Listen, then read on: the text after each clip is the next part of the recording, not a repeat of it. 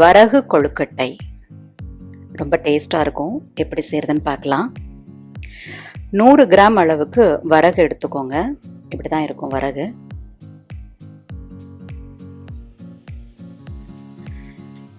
இதை நல்லா கழுவிட்டு ஒரு 10 நிமிஷம் வரைக்கும் ஊற வைங்க.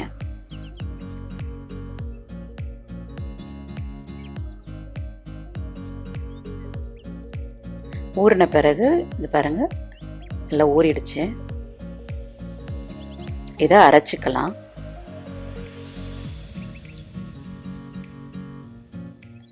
அதை ஜாருக்கு ட்ரான்ஸ்ஃபர் பண்ணிடுங்க.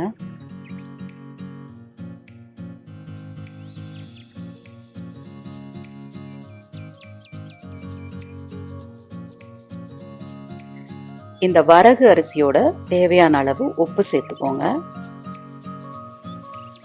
நான் 3 பச்சை மிளகாய் காரத்துக்கு போட்டிருக்கேன். இது ரொம்ப அதிகமாக காரமாக தெரிஞ்சதுன்னா நீங்கள் 1 சேர்த்துக்கலாம். இல்லை காரமே இல்லாமல் கூட இதை செய்யலாம்.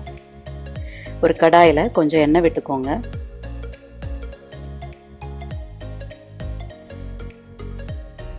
எண்ணெய் காஞ்சதும் 1 டீஸ்பூன் அளவுக்கு கடுகு சேர்த்துக்கோங்க. 1 டீஸ்பூன் உளுத்தம்பருப்பு,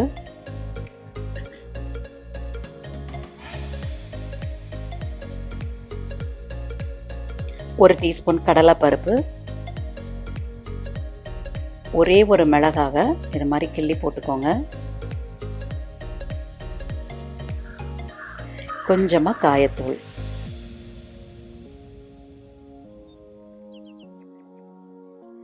நான் ஒரு 10 நம்பர் போல் சின்ன வெங்காயம் பொடியாக அரிஞ்சு வச்சுருக்கேன். அதையும் சேர்த்து நல்லா வதக்கிக்கோங்க.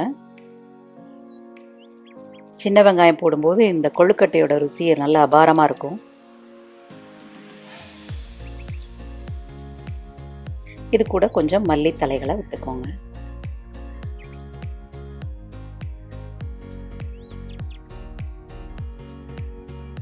இந்த வரகு பச்சை மிளகாய் அரைச்சோம் இல்லையா, அந்த பேஸ்ட்டை இதில் கொட்டிடுங்க.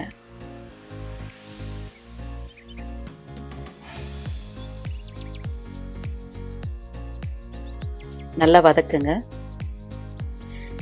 இதில் இந்த வரகுக்கு தேவையான உப்பு, காரம், அந்த வெங்காயத்தோட வாசனை எல்லாமே இதில் சேர்ந்து இந்த மாதிரி ஒட்டாத பதத்துக்கு வர மாதிரி நல்லா கிளறி விட்டுக்கோங்க.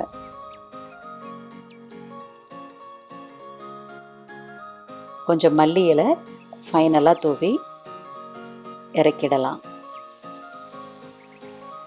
பாருங்கள், நல்லா ஒட்டாத பதத்துக்கு வந்துருச்சு.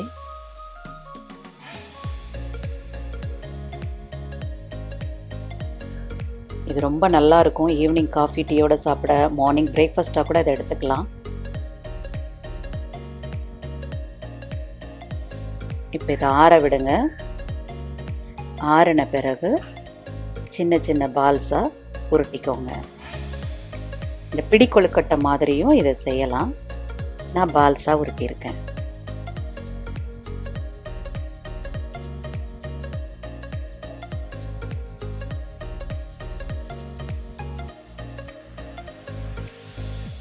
உருட்டியாச்சு. இதை இட்லி பானையில் வச்சு வேக வச்சு எடுத்துருங்க.